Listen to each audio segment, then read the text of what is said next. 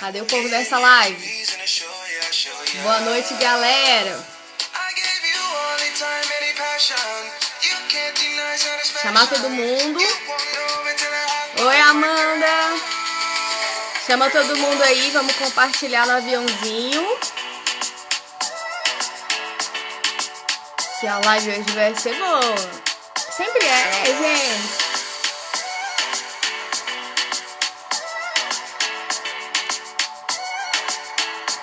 Show. Fixar aqui esse tema.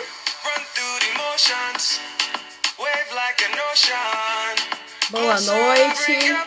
Quem for chegando já avisa o pessoal aí. Manda aviãozinho. Hoje é dia de festa.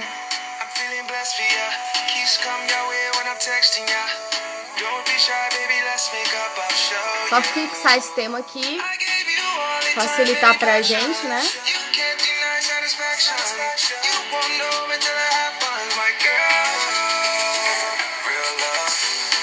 Chama o povo, tá atrasado. Boa noite. Vou fixar o tema aqui, que eu demoro 1 hora, né, pra fixar. Não é, porque eu tava chamando o povo também.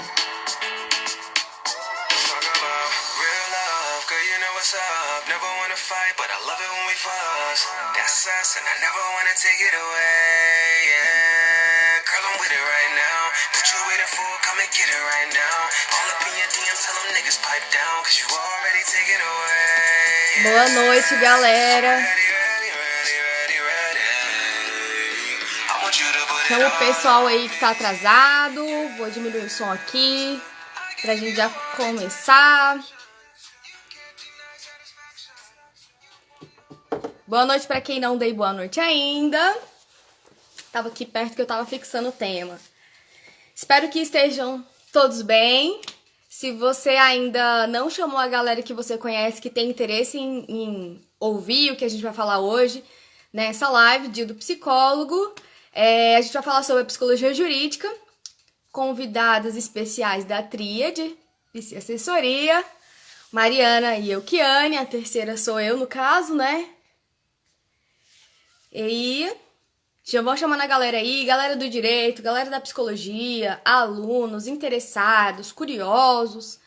Manda um aviãozinho aqui, essa setinha que tá aqui embaixo é um aviãozinho. Manda pra quem você quiser, pra sua mãe, pro seu pai, pra todo mundo, pros seus amigos, primos, todo mundo. E aperta o coraçãozinho, eu vou ensinar uma dica. O coraçãozinho você aperta e segura, aperta, segura, que aí você não precisa ficar apertando toda hora e facilita muito. Porque o algoritmo do Instagram sobe e aí essa live se torna importante para outras pessoas também. Então, senta o dedinho aí, quem já compartilhou com os amigos no aviãozinho, senta o dedinho aí e bota o coraçãozinho para nós. E é isso aí, gente. Hoje, Dia do Psicólogo, como eu tava falando, a gente vai estar falando aí sobre psicologia jurídica. Minha voz tá ok, o som tá ok, a imagem tá ok para vocês? Alguém me responde, por favor, me dá um feedback. Porque normalmente quando eu chamo convidadas aqui, na verdade só com a Fê, né? Que às vezes dá probleminha. Mas é bom a gente testar. Tá tudo ok pra vocês que estão aí me ouvindo? Do outro lado? Imagem e som? Sei que tem um delayzinho aí, eu espero. Ai, tudo certo. Obrigada, gente. Chama a galera, todo mundo aí. E vamos começar, né? Então eu vou chamar aqui algumas pessoas que eu ainda não chamei. Para facilitar aqui. E vamos começar. A psicologia jurídica é uma das áreas, né, da psicologia. E como eu falei para vocês no vídeo de ontem, normalmente, se tiver algum... Tem aluno de psicologia aí? Só me avisa, porque aí eu vou falar algumas coisas aqui importantes para vocês ouvirem. Confirma para mim se tem. Eu sei que tá aí, que eu já conheço. E aí, dentro do curso de psicologia, a gente não tem muito assunto para falar sobre a psicologia jurídica durante o curso, porque é uma matéria que não se encontra na grade curricular. Se alguém que for aluno, que está aqui com a gente hoje, e tiver esse curso, né? Desculpa, se tiver essa matéria no curso, me avisa aqui, porque eu acho que é muito difícil. Na verdade, não tem mesmo. Aí as meninas já estão se manifestando. Se tiver na faculdade de vocês, me dá um sinal de vida aqui, um sinal de fumaça, só por curiosidade mesmo, porque até então realmente não tem essa matéria no nosso curso, pelo menos na maioria das faculdades e universidades do país. E aí, por isso que surgiu aí o interesse, as meninas normalmente me pedem bastante, tem outras seguidoras também que fazem psicologia, pedem até entrevista. Um dia eu fiz uma entrevista online para poder ajudar elas no trabalho da faculdade. E aí a gente fala sobre esse assunto porque, de fato, não tem. Na faculdade, quando a gente sai meio perdido, às vezes nem sabe que existe essa área, é ou não é? A sua tem como optativa. Pois é, a minha também foi optativa. Vou falar aqui rapidola como foi que eu escolhi, porque eu já até passei aqui um pouquinho do tempo, 1 minuto. Eu fiz a faculdade de psicologia, né? E lógico que a maioria das oportunidades que surgem pra gente como estágio é na área organizacional, processo seletivo, recrutamento e seleção, treinamento e desenvolvimento de pessoas, né? E aí comigo não foi diferente. Então, depois de um tempo é que eu consegui fazer a optativa em psicologia jurídica e comecei a prestar um serviço na Delegacia da Mulher, como na parte de inteligência, né? No mapeamento do crime de estupro aqui no DF, que é onde eu moro. E aí eu me apaixonei por essa área, depois eu fiz a minha ênfase em social, que a psicologia jurídica está dentro da psicologia social, né? Junto com o organizacional, que na minha faculdade era uma dupla social e organizacional, e a gente fazia a ênfase nisso, e a contra-ênfase eu fiz em hospitalar, também é apaixonante e indico muito para quem gosta dessa área. Seria uma segunda opção para mim, se eu não estivesse tão, né, engajada aí na psicologia jurídica. E aí, depois disso, que eu fiz o meu artigo na organizacional e depois eu fiz a minha monografia na parte jurídica, justamente com essa área, nessa área de inteligência, tração do perfil do estuprador no Distrito Federal. Depois, em um outro momento, eu posso gravar um vídeo e a gente fazer uma live só dessa minha experiência, porque é muita coisa. E aí, quando eu terminei a faculdade, passou muito tempo, eu fui pra clínica, e aí, depois dos 2 ou 3 anos que eu resolvi fazer a tão sonhada especialização em psicologia jurídica, porque aqui em Brasília não tem, entendeu? Tem na Católica, tem uma amiga minha psicóloga que fez também na Católica, só que a ênfase lá eles dão mais na parte do direito, e eu queria fazer a pós com uma ênfase maior na área de psicologia mesmo, né? Porque é o nosso interesse maior. E pra gente, psicóloga, é mais fácil entender o direito, mas para os advogados, às vezes, é um pouco mais complicado entender todas as definições da psicologia. E aí eu fui, não tem aqui no DF, só tinha em outros estados, tinha em São Paulo, Santa Catarina e Goiás. E aí eu fui pro Goiás, que era mais perto para nós. E aí eu conheci uma galera, vou chamar uma delas aqui agora, neste momento. Me dá um oi aí, por favor, pelo Instagram da Tríade, pra ficar mais fácil aqui. Acho que eu já achei. De qualquer forma, eu já achei. Kiane, pra gente poder falar um pouco mais aí dessa história. E aí eu fiz a minha pós lá. Ela tá entrando. Gente, tô dentro do meu guarda-roupa, tá? Tô no livro. Oi, Oi, tudo bem? tudo certo? Áudio, tudo legal? Tudo certo. Tudo ok. Tava contando aqui pro pessoal, você vai se apresentar, mas eu vou falar só que a gente se conheceu na nossa pós, Psicologia Jurídica e Carioca. Inteligência Criminal. Escapou um X, entendeu? E aí a gente se conheceu lá e conta aí um pouquinho quem é você, de onde você surgiu. Bom, gente, meu nome é Euquiane, eu sou psicóloga clínica, psicóloga jurídica, especialista, assim como a Larissa.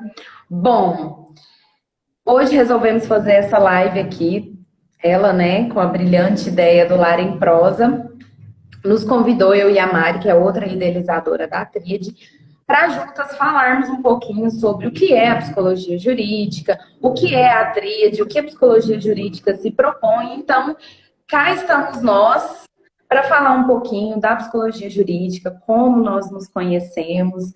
Bom, Nos conhecemos na pós, como a Larissa disse, a pós começou lá em 2016, fomos criando proximidade, afinal era um fim de semana por mês, todos os meses, durante quase 3 anos.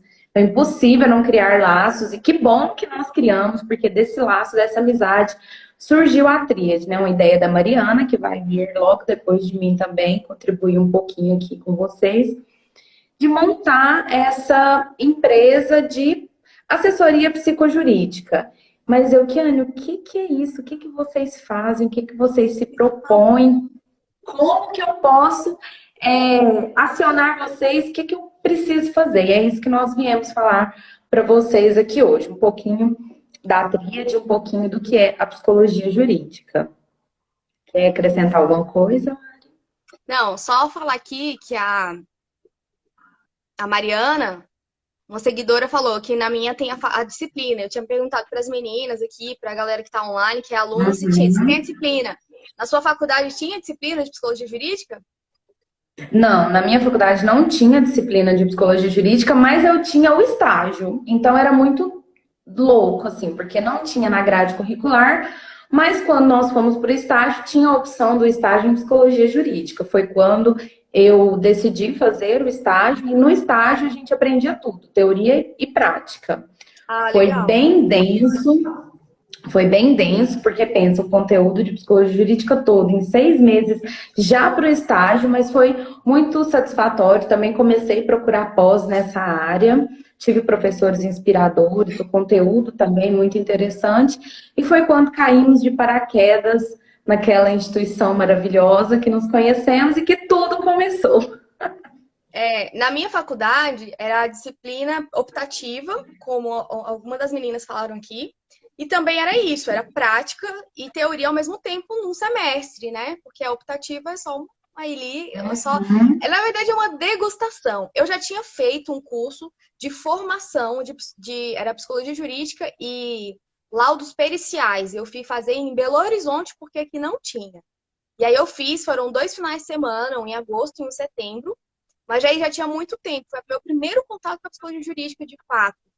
E aí depois eu tinha feito um trabalho social num abrigo, que também tem tudo a ver com a psicologia jurídica, né? Um abrigo para menores, e em situação de vulnerabilidade também.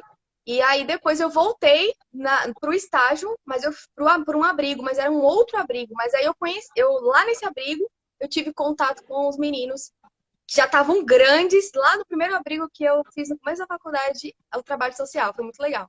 Mas aí, Kiane, a gente criou aí a tríade por conta de uma ideia mirabolante, né, de Mariana. Num dia qualquer, ela mandou um áudio, né? Galera, eu tava aqui pensando, o que que acontece? Estávamos todas no mesmo barco, no sentido de, e aí, agora a gente é especialista e vamos pra onde, né? Fazer o quê? Porque Vou fazer o a quê gente com esse ama diploma? a gente ama isso daqui. Eu e a Kiane já tava na onda de concursos. Nem aqui no DF, nem no estado do Goiás, tinha muitos concursos para nossa área. Na verdade, não tem muito, né? E aí, de uns tempos para cá, que tem aumentado isso. E aí, fora dos nossos estados que tinham mais. Então, a gente começou a ficar na ponte aérea aí, fazendo concurso. Verdade. E vivendo essa vida aí de concurseira, que é também uma suadeira, né? A gente Verdade. chegou Se a gente for contar todos os nossos destinos aqui, a live toda. E aí a gente fez concurso em Maceió, conseguimos aprovação no Ministério Público e estamos aí também tentando, esperando, né? Porque agora com esse tempo de pandemia e tudo mais, eles prorrogaram os prazos e aí vamos aguardar isso. Toda a vontade de Deus, ainda iremos para a praia, a É trabalhar na verdade. praia. Não, fizemos em muitos lugares, né? Não vamos nem entrar nesse assunto, senão a gente vai Depois, se outro dia eu te delongar. convido. Depois eu te Outro dia convido a para gente falar fala disso. outro dia a gente fala de concurso, que dá uma live só de concurso, gente, de dicas, enfim, E tudo. dá, Perrengues e enfim, muita coisa. Bom, vou falar um pouquinho para vocês, então, do que é a psicologia jurídica. A Tríade nasceu na sede, né, de fazer a psicologia jurídica acontecer em Goiás, em Minas e no Distrito Federal, que é onde a Larissa está. Então, nós três, além da pós-graduação, buscamos mais aperfeiçoamento, fizemos cursos em Brasília juntas, para que nós pudéssemos alavancar a tríade e fazer acontecer a psicologia jurídica da forma que nós sonhamos. Mas, enfim, o que é a psicologia jurídica?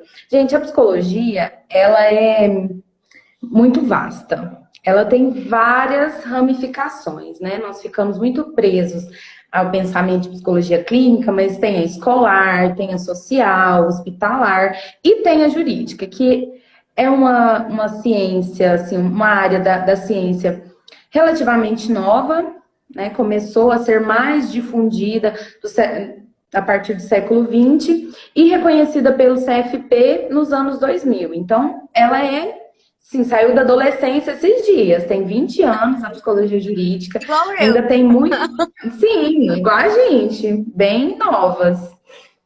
Ainda tem muito o que avançar, mas a gente já tem muita coisa, muito conteúdo, muito material, muita gente bacana nessa área, fazendo trabalhos incríveis, escrevendo coisas incríveis e atuando de formas incríveis. Mas como atuar na psicologia jurídica? A psicologia em si lida com comportamentos, então na psicologia jurídica não seria diferente. É a interface da psicologia com as áreas do direito, que também são muito vastas, na interface comportamental, olhando ali o ser humano, além dos aspectos legais, é claro, olhando também os aspectos afetivos, comportamentais, cognitivos, tudo o que envolve a psique humana dentro do âmbito do direito, do jurídico. E aí muita gente vê na mídia, né, o que mais sai de psicólogo é assim, psicólogo deu laudo, juiz soltou o preso matou, roubou de novo, e aí? Vamos processar essa psicóloga. E é muito, muito importante ressaltar, gente, que o psicólogo no trabalho, seja de perícia, algum trabalho que tenha laudo, ele não tem o papel de julgador, ele não tem um papel decisório, a última palavra não é do psicólogo. Até porque se o psicólogo fizer um laudo com esse viés, ele vai estar totalmente antiético. Então, o primeiro tabu, a primeira mentira que a gente tem que cair por terra é que psicólogo não é juiz, psicólogo não determina nenhum processo jurídico, não julga, não faz nada disso. Então, o que que a gente faz? Bom, dentro da psicologia jurídica tem várias ramificações que o psicólogo e os estudantes que estão aqui na live certamente gostam muito dessa área, já podem começar a se encantar um pouco com isso. Tem a área da perícia criminal, que é perícia mesmo, investigação. Tem uma área que eu particularmente... Né? Sim, criminologia. Tem uma parte também que eu particularmente gosto muito, que é a de inteligência, e sei que a Larissa também gosta. Então, dá para trabalhar em órgãos como a ABIN, inteligência da própria Polícia Federal. Então, tem vários... Polícia Civil, Ministério Público, Polícia tribunais científica. De Justiça, isso, Polícia Científica, tribunais de Justiça. Deixa eu fazer um parêntese aí, porque tem uma galera do DF, eu vou explicar melhor essa parte. A Polícia Científica, aqui no DF, não é separada, ela está dentro da Polícia Civil. Mas dentro da Polícia Civil não tem o cargo psicólogo. Isso é um erro, né? E aí, o que acontece? A gente não... o que a gente pode fazer é ser contratado por fora ou então prestar concurso e lá dentro tentar trabalhar nessa área dentro da delegacia. Como, por exemplo, o exemplo que eu dei, né, do trabalho que eu fazia na Delegacia da Mulher, que é na DEAN, que fica lá na Asa Sul, com o mapeamento do crime de estupro. Isso é um trabalho de inteligência. Então, você mapeia onde foram os estupros, só para a galera entender mais ou menos. Onde foram os estupros, associa com o autor do crime, que está provavelmente na papuda, está preso, e associa também com a vítima, horário, local, e aí a gente tem um sistema dentro da Polícia Civil. Esse foi, inclusive, o tema da minha monografia. E aí eu consegui traçar lá com a monografia o perfil do estuprador no DF na época, em 2014, 15, não lembro mais. E aí, assim, nos outros estados tem a polícia científica. No Goiás tem a polícia científica e a polícia civil. Sim, é separado. No Rio Grande do Norte tem a polícia científica e a polícia civil. No Rio Grande do Sul tem a científica e a civil. Então, normalmente, quando tem a polícia civil e científica separado, tem o cargo de perito psicólogo. Inclusive, para quem tiver interesse aí, vai sair mais para frente ITEP Rio Grande do Norte, que é Instituto de Perícia Científica aí do Rio Grande do Norte, e vai que cola. Estaremos lá. Bom, e é importante saber dessa definição, né? Qual estado que é separado, qual estado que é junto, até para a gente poder reivindicar também, dentro, claro, do sistema conselhos, que isso seja instaurado, porque não é nada, gente, fora do normal. Precisa sim de psicólogo nessa área, e por que que não tem? Então, qual a necessidade? Isso, os sistemas de conselhos, conselhos regionais de psicologia, eles têm autonomia de mapear isso e de reivindicar. Então, hoje é dia do psicólogo, é um dia, assim, muito legal, a gente tem que comemorar bastante, mas é um dia também que a gente precisa refletir onde nós podemos avançar e o que, que a gente pode fazer pela profissão, enquanto profissional e enquanto integrante de um sistema de conselhos. Nós precisamos de mais vagas, nós precisamos de mais espaço, né? Goiás, por exemplo, a gente não tem um piso salarial, a gente não tem carga horária definida, então tudo isso nos remete à reflexão que daria também outra live, né? Daria outra discussão, né? Seria assim uma ideia até para levar para o conselho de vocês, para reivindicar isso, né? É uma porta para o psicólogo jurídico que está fechada, então a gente precisa bater nessa tecla. Nós somos psicólogos jurídicos, queremos espaço de trabalho no nosso estado e isso é legítimo, nós podemos buscar isso, né? Mas enquanto isso não acontece, nós buscamos outros viés legais de trabalhar, né? O psicólogo, além desses que a gente falou, tem também as varas de família. As varas de família é muito vasto, né? Tem a conciliação, mediação, trabalhar com adoção, já fiz acompanhamentos de adoção nas varas de família. É excelente. Tem guardas de filhos, né? Às vezes o casal tá ali no processo litigioso de separação, não consegue entrar em um consenso da guarda dos filhos, da regulação de visitas, até do próprio alimentos, né? Da pensão alimentícia. Então, o psicólogo atua também nesses casos. E você pode também contratar um psicólogo jurídico para chamar de seu, digamos assim, né? Temos os peritos que são Tem a área concursados. também tem a área de interdição para idosos também. Também, Aí já entra na parte civil, né? Não é vara de família, entra na parte civil. Mas é porque às vezes se misturam. Só para explicar, porque às vezes se mistura, porque às vezes tem sim, processo sim. de negligência, intrafamiliar, violência intrafamiliar. Então... maus tratos também de idosos, indenizações em virtude de danos psíquicos, isso até no trabalho, então a psicologia jurídica invade até o direito trabalhista. Às vezes o cliente lá do advogado alega que sofreu um dano psíquico decorrente daquele trabalho. Então, entra o psicólogo jurídico para fazer essa avaliação, essa investigação. Então, os advogados, os escritórios de advocacia, eles podem, e os próprios clientes podem contratar um psicólogo jurídico, ele entra como assistente técnico, seja para refutar o laudo do perito, que é o perito oficial concursado ou nomeado pelo juiz, ou seja, também para fazer um laudo específico, por exemplo, da interdição, né? Enfim, o campo é muito vasto. O que eu vejo que falta muito, além da gente conhecer e saber como trabalhar, é ir atrás, é ter as oportunidades, é um campo novo para a gente. Imagina para os advogados, para os clientes, né? Então a gente precisa. Ideia do que tem, né? Isso, nem fazem ideia. Então, a gente precisa difundir esses serviços do psicólogo jurídico, até para criar nossos espaços de trabalho, nosso networking, né, uma rede de contatos. Então, os advogados, eles precisam ter essa mente aberta também para acolher o psicólogo jurídico, entendendo que psicólogo não é juiz, logo também não é advogado. Não é porque eu sou assistente técnica de um advogado que eu vou colocar meu laudo totalmente favorável àquele cliente. Não é isso. Nós trabalhamos com a verdade, com a ética. Temos também processos de ética no Conselho Regional, Federal. Então, se a gente fizer algo legal, a gente responde por isso. É muito delicado, gente, o trabalho do psicólogo jurídico nesse sentido, Não né? é Não é juiz, não é porque vou... advogado, mas tem uma baita responsabilidade naquilo que escreve, né? Sim, Porque, querendo ou não, tanto, sim, é o saber técnico, né? O assistente sim. técnico, ele vem com com essa validação técnica, científica do que está falando. E isso tem que ser comprovado com uma série de procedimentos, entrevistas, aplicação de teste, enfim, vários recursos instrumentais aí para a gente poder articular, justamente para chegar em busca, para chegar na verdade ou no o próximo, mais próximo possível dessa verdade. E aí, não sendo juiz e nem advogado, eles também têm essa consciência do que a gente respeita o nosso código de ética e a nossa postura profissional.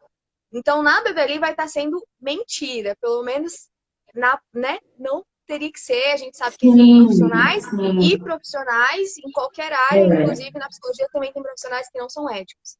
Mas faz parte daquele que contrata também fazer essa pesquisa, entender qual é o trabalho daquele profissional que está sendo contratado. Né? O laudo, que ele precisa ser bem escrito. E o que mais pega hoje nessa questão de laudo são profissionais que respondem processos éticos justamente por não saberem elaborar um laudo de uma maneira eficiente e clara, né? Objetivo, claro, justamente por conta Uhum. dessa confusão que dá. Você pode estar aí contribuindo para uma condenação, porque o juiz ele vai dar importância para o que você escreveu. Ele vai dar Claro. importância. Se você fala que a É pessoa muito tem relevante. traços sei lá, de transtorno borderline e naquele momento estava em surto ao cometer o crime. Então, assim, tudo isso vai interferir nas consequências, na punibilidade daquele autor, daquela pessoa, né? Vai estar ali contribuindo ou não para a culpabilização daquele autor. Ou então também para. Como é que a gente vai falar? Eu perdi a palavra, quando a pessoa é absolvida também, né? Ela pode estar ali, você Uhum. pode estar contribuindo também pela absolvição de uma pessoa que de repente cometeu um crime.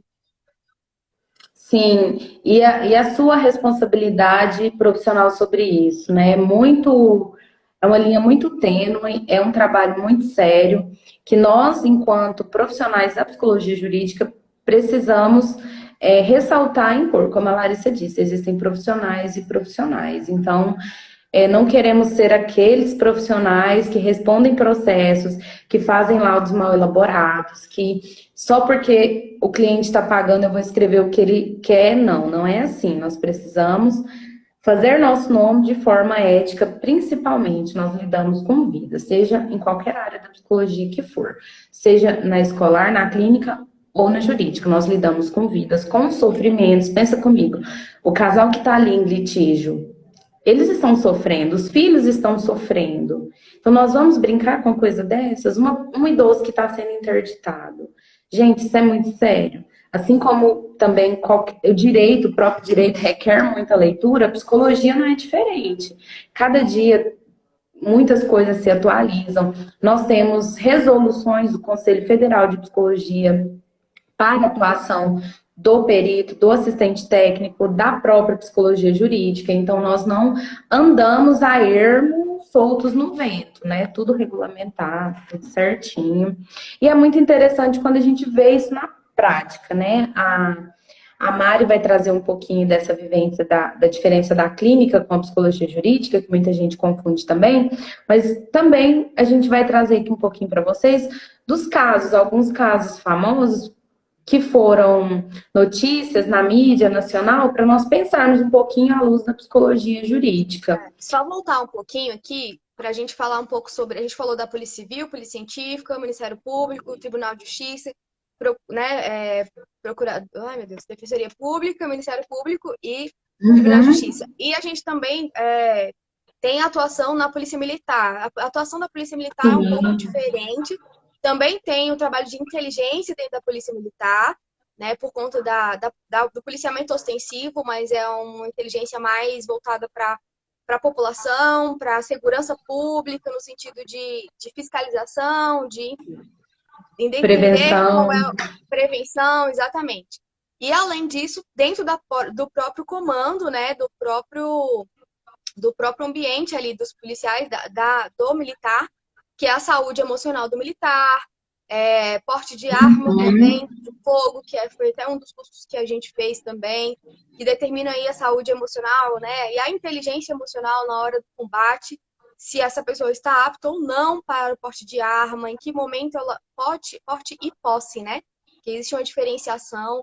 Então, assim, só uma pincelada mesmo por cima, só para vocês entenderem que existem essas áreas também. E aí agora a gente vai entrar aí um pouquinho nesses casos mais emblemáticos, que talvez seja interessante também para vocês ouvirem. Seria muito legal se o Instagram atualizasse para fazer uma live de trio, né? Seria realmente espetacular, seria a tríade, porque eu não tô querendo ir embora, não tô querendo deixar a Mariana vir, não. Mas eu vou falar desse caso, vou falar de uma e vou me despedir de vocês. A Mariana vai entrar para dar a contribuição dela também. Quem sabe no futuro o Instagram não atualize para a gente fazer uma live assim com 3, 4 pessoas, ia ser maravilhoso. Mas eu vou falar um pouquinho, e quem não só quem é de Goiás, né, mas principalmente quem é de Goiás vai lembrar muito desse caso, que é o caso do serial killer de Goiânia, do Tiago. Eu lembro muito bem que foi ali por 2014, eu estava na faculdade, estava acabando a faculdade, vou fazer muito estágio, andava de ônibus, e a cidade estava um terror, que tinha um maníaco da moto, um cara que estava matando um monte de gente, e, de fato, né, na época a polícia até tentou esconder, mas de fato estava, e aí depois encontraram o Tiago. Bom, quem era o Tiago? O Tiago é uma pessoa que assassinou 39 pessoas durante a vida criminal, que foi de 2011 a 2014. Ele tinha, que fala muito, né, no direito, e a gente usa também na psicologia jurídica, um modus operandi. Por que que ele era chamado serial killer, né? O serial killer, eles têm um perfil, eles fazem vítimas de um mesmo perfil, eles têm um padrão. E o Thiago não era diferente. Ele começou ali em 2011 a 2012 matando homossexuais, prostitutas e moradores de rua. E ele tinha um padrão para matar cada uma delas. Então, os homossexuais ele estrangulava, as prostitutas ele matava a facadas e as mulheres e os moradores de rua ele matava a tiros. Depois de 2013 a 2014, que é a época que eu lembro, que eu já morava em Goiânia, já estudava, ele Ele passou a matar voltou, né? só Ele isso, ele voltou só passou com a esse matar perfil. isso, ele focou só em mulheres. Então, ele parou de matar homossexuais, moradores de rua e prostitutas. Ele matava só mulheres com um tiro no peito. Então, ele tinha esse padrão. É algo típico e próprio do serial killer. Eu estava estudando um pouquinho do depoimento dele hoje.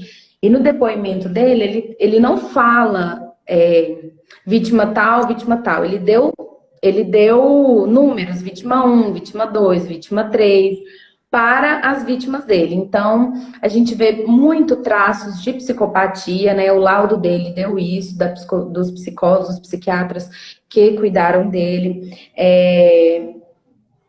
Não vou falar muito, porque a Mari já tá mandando ali o reloginho, que já tô estourando o tempo. Mas, gente, a psicologia jurídica atua nesses casos. Nesse caso, o Thiago atuou, né? Ele foi diagnosticado como um psicopata e com traços de falta de empatia, não tem remorso, não tem culpa, uma dominância excessiva, enfim. A Larissa vai trazer outros casos, a Mari também. Quero agradecer muito, foi muito bom. Vamos voltar com a live de concursos, que assim, adoro falar de concursos, a Sim! Larissa também.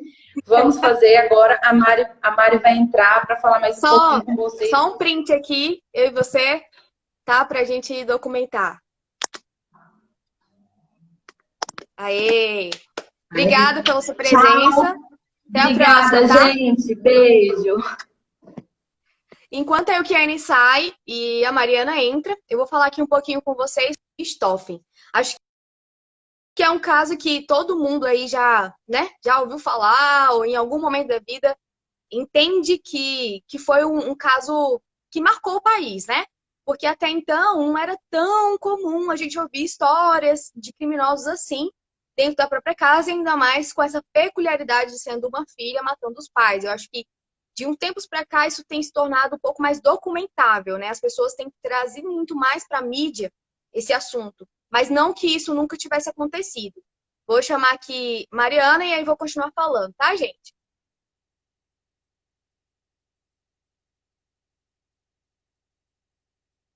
E aí tá aguardando aqui. No caso da Suzana von Richthofen, quase que não sai. Oi, Mari, tudo bem? Oi, tá me Só vou terminar o ouvindo? casinho e aí eu Certo, passo a bola para você, tá? E aí foi um dos certinho. casos também que a gente estudou na nossa pós e analisou, dentre outros casos, como o Maníaco do Parque, como é que é aquele da Machadinha? Esqueci o nome, Jack Stripador, a gente estudou todos, né? Todos os, assim, até fora do país também, e fizemos também a parte de profilação de cada caso, de cada, enfim, cada autor, né? Vamos dizer assim, que cometeram esses crimes mais bárbaros, serial killers. A gente participou analisou inclusive algumas entrevistas deles para a gente analisar situações e a questão da profilação. Então, a mãe dela, igual a Fernandinha está colocando aqui embaixo, a mãe dela era psiquiatra, mas nunca imaginaria isso, exatamente.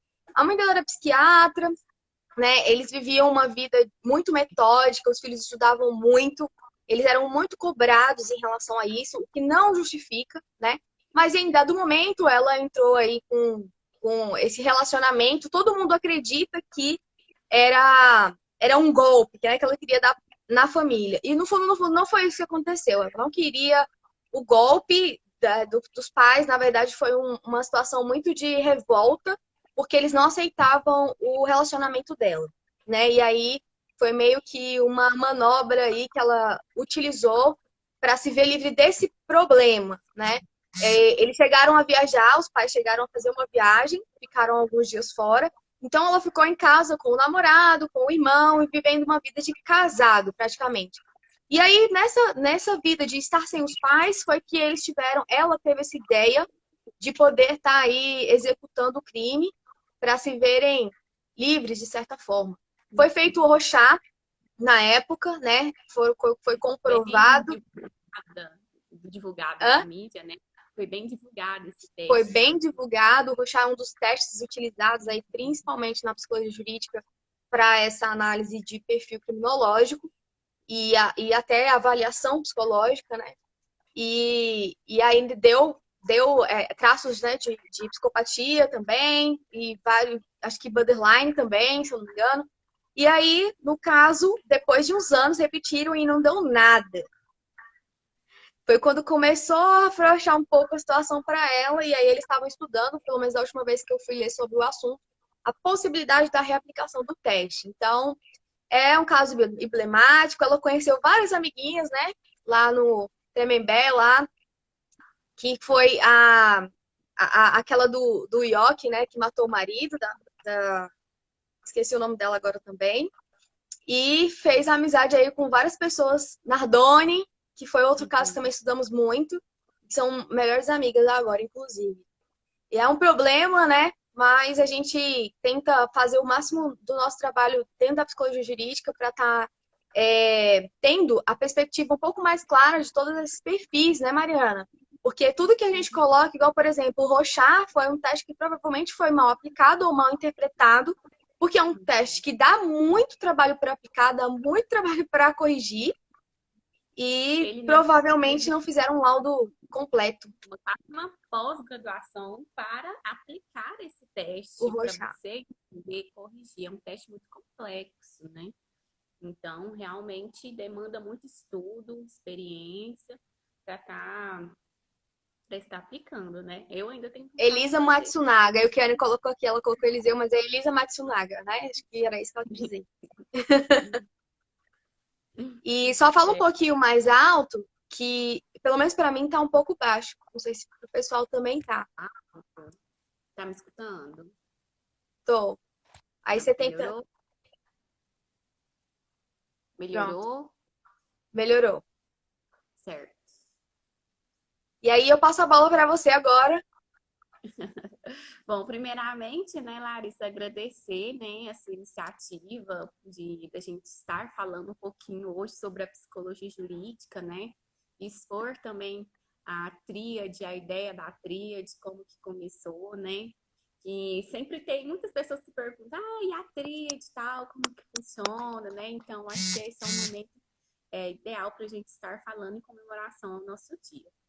Bom, eu sou psicóloga clínica também, né? Desde a minha formação atuo na clínica. Eu tenho experiência na área da saúde, trabalhei no NASF por 2 anos e agora eu estou realmente só na clínica. Fiz a especialização em psicologia jurídica e estou especializando em neuropsicologia, porque eu gosto muito mesmo dessa área mais avaliativa, né? Enfim, que é o meu foco na psicologia jurídica, assistência técnica, né? Para ser assistente técnico das demandas jurídicas, né? E o que eu, né, pensei para trazer aqui para os estudantes, advogados, né, enfim, sobre quando procurar esse psicólogo que é clínico e jurídico, né?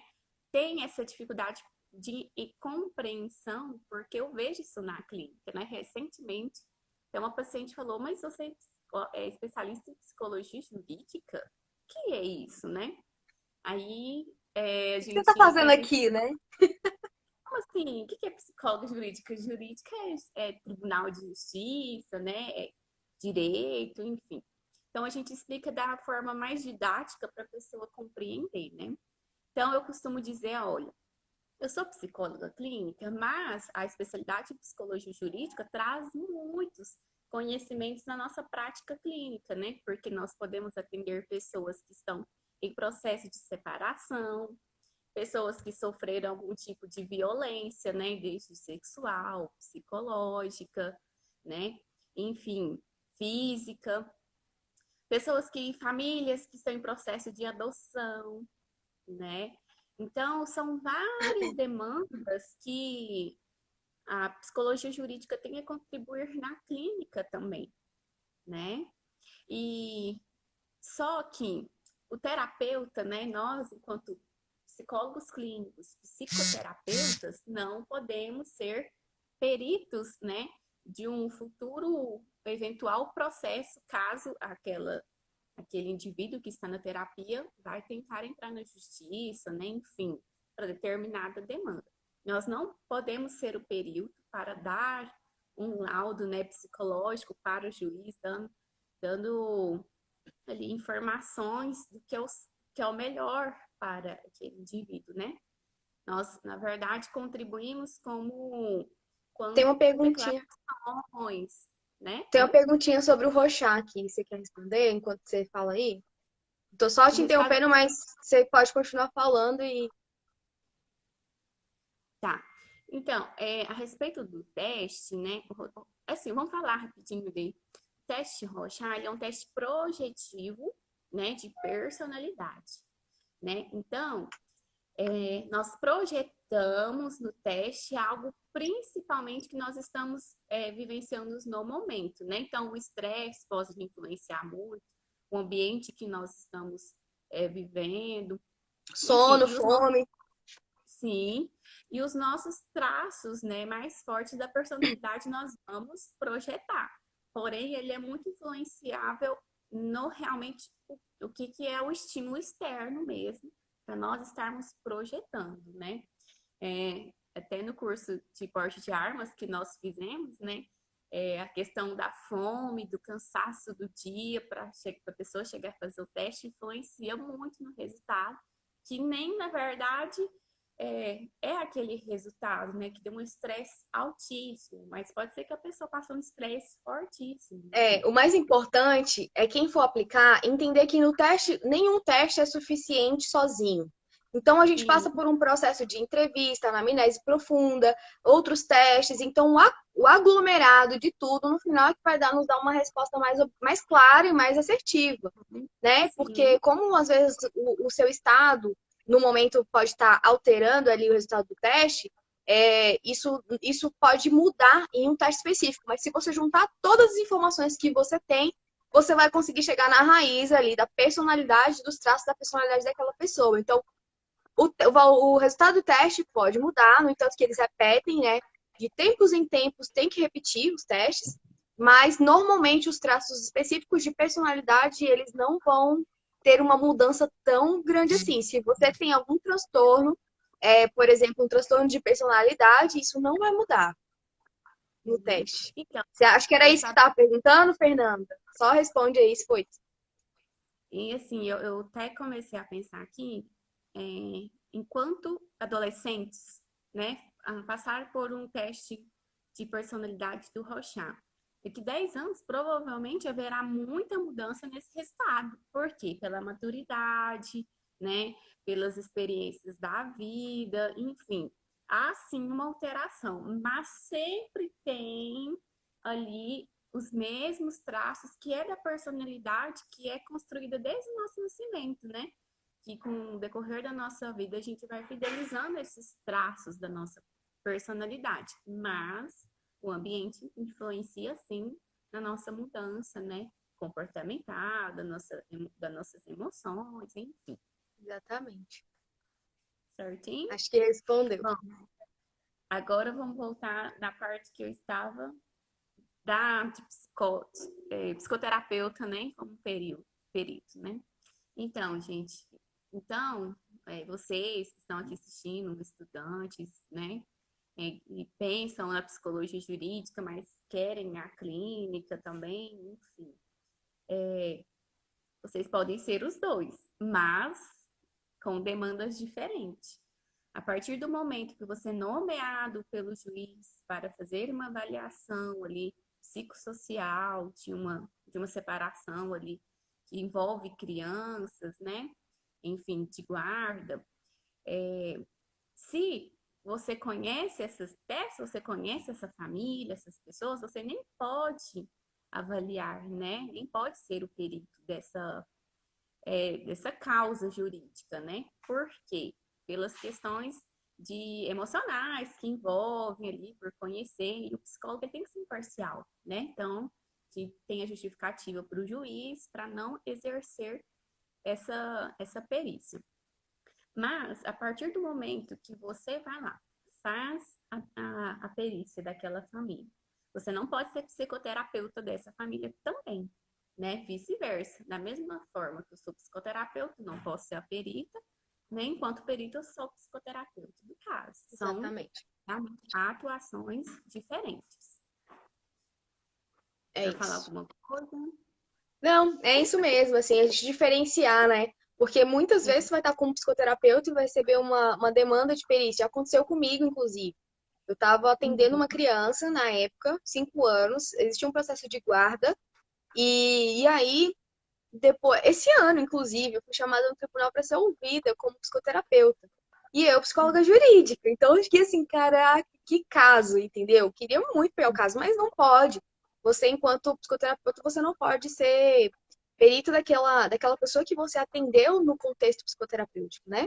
No Uhum. acompanhamento psicoterápico. Então, é saber diferenciar isso por uma questão de ética profissional, como a Mariana falou, a demanda emocional, né? Tudo isso e compromete também o andamento da dinâmica terapêutica.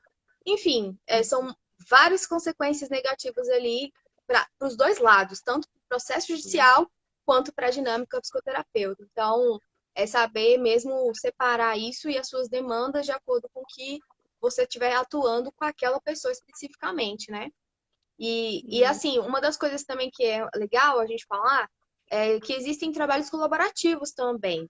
Eu sou inscrita como colaboradora da Defensoria Pública aqui no DF, sem ser concursada. Então, você pode ir lá e oferecer o seu trabalho. Se você quer Sim. aprender, se você quer contribuir. E, obviamente, é uma dica: se as pessoas conhecem seu nome como profissional dessa área, é mais fácil que eles te nomeiem para estar atuando como perito futuramente. Então, é uma dica aí para as meninas, para a galera, para o pessoal, os meninos também que estiverem aí, que forem estudantes, já se ligarem nesse esquema. Eu percebo, né, muito que, assim, as pessoas têm essa dificuldade de entender o que é o psicólogo jurídico, mas, para mim, a minha experiência na faculdade, né, como vocês comentaram, foi péssima mesmo, sabe? Porque eu tive aula de psicologia jurídica optativa.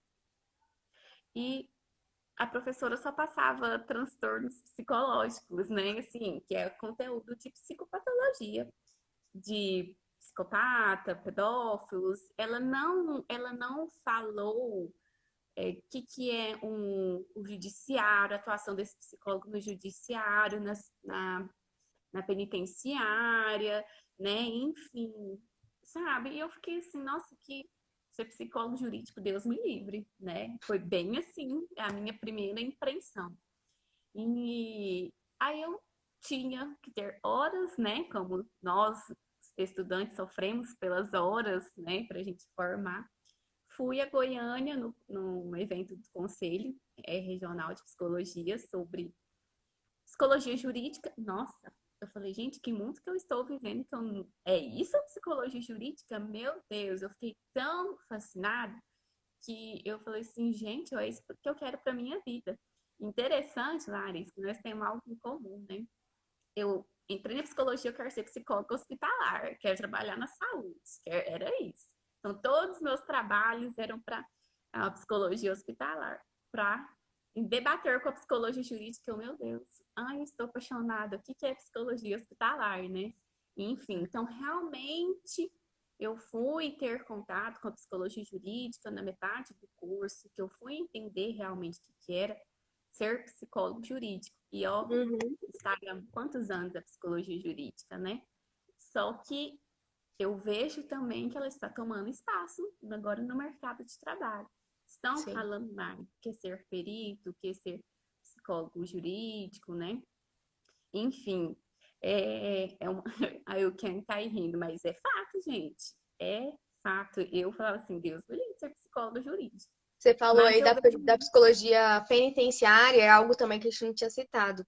Vai ter o concurso da DPEM, foi cancelado como todos os outros. Cancelado não, suspenso como todos os outros, mas vai voltar. E aí tem vaga para psicólogo também. Então vocês fiquem ligados aí, porque é uma área de atuação que também eu fiz um curso agora na quarentena, sou psicólogo na prisão, e é uma área que também é pouco vista, ninguém quer trabalhar.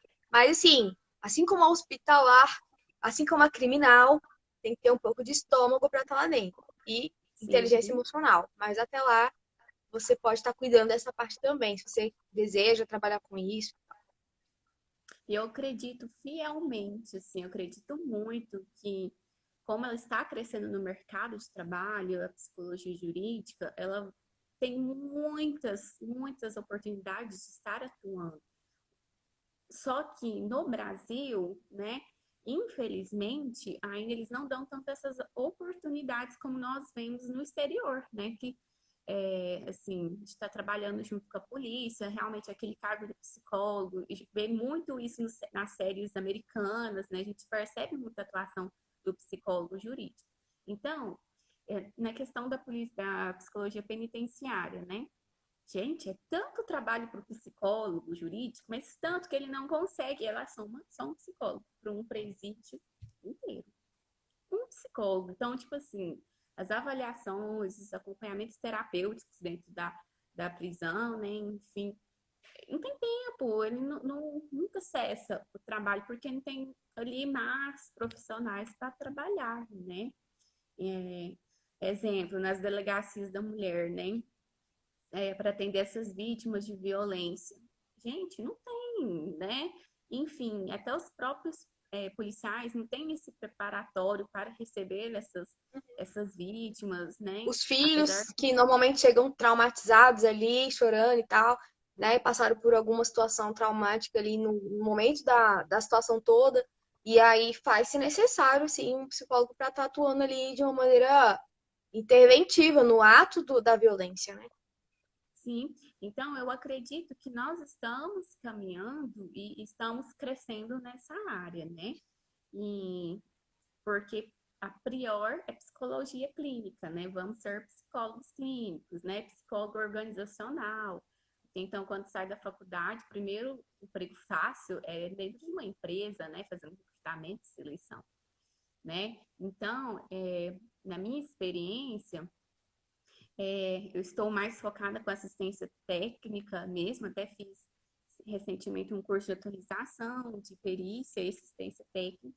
Então, é algo que eu estou focando mais para a atuação enquanto psicóloga jurídica, né? Então, estou na clínica e na assistência técnica. Não tive experiências de ter como você teve, né? Nossa, eu fui psicoterapeuta desse caso e me Uhum. solicitaram a minha presença. Não tive ainda essa experiência, né? Mas é algo que eu tenho mais focado no meu trabalho enquanto psicóloga jurídica. E Pois você, é. Lari? Mari, aqui a gente tá, assim, o que que acontece? Essa pessoal, né, essa questão da tríade e a nossa atuação é muito mais focada nessa parte de assistência técnica e Uhum. perícia, né, do lado no contexto de nomeação, porque você precisa se cadastrar no Tribunal de Justiça do seu estado para poder ser um perito nomeado, né, só para a galera entender. E aí Até você precisa levar então, sua documentação é, até então para até então eu sou cadastrada em Goiás e a Eltiane também, né? É, Tem aqui eu tudo vou me isso. cadastrar agora, assim, porque eu fiz o curso e tal, tudo mais, e aí foi tudo muito conturbado, mas minha irmã também vai fazer agora, vai fazer cadastrar, e a gente estava esperando para fazer ir lá junto, né? E aí, com esse negócio de pandemia, parece que mudou, agora está mais sistematizado, então isso melhora um pouco mais. Em relação a, a colaboração da defensoria. Também eu estou mais online agora, né? Com que eles me requisitam. Quando a procuradora precisa de algo, a defensora também, eles entram em contato comigo. E a parte de assistência a vítimas de violência, principalmente agora na quarentena, eu faço parte da campanha junto com o Fábio Vital, falando sobre isso. Né, e acolhendo as vítimas. Então, tem aí assistentes sociais, psicólogos e advogadas que eu coordeno todo mundo no Brasil inteiro, fora do país, em prol dessa mulherada aí. Então, a minha vida é essa e ainda faço os atendimentos clínicos também, que agora também estão online, né?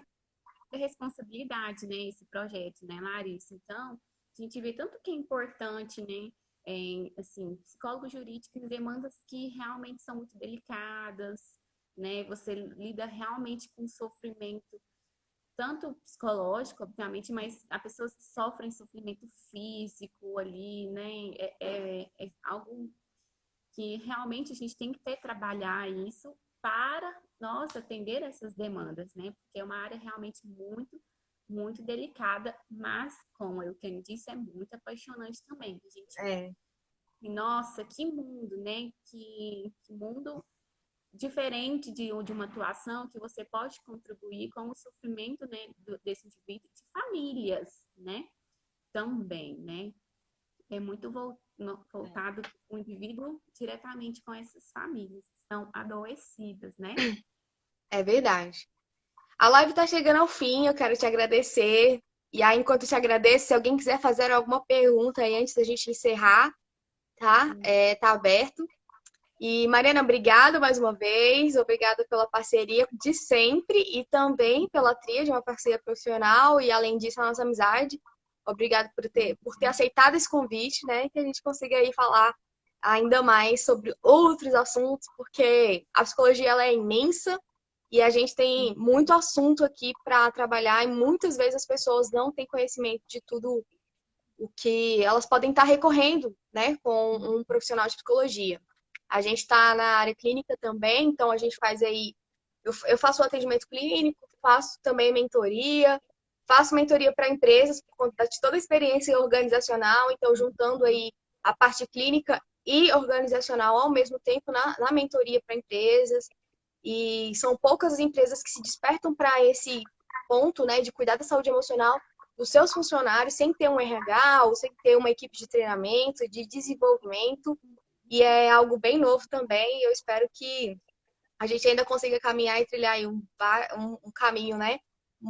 Bom e duradouro para ajudar outras pessoas também. A Agradecer a presença psicologia, de todos né? vocês. Vamos fazer o print, né, Mari? E pode? Pode? Aê! Gente, obrigado, boa noite. Espero vocês aí semana que vem. Sigam a Mariana também no Instagram dela. Tchau, tchau. Muito obrigada. Beijo, vai encerrar, vai cair. Tá bom.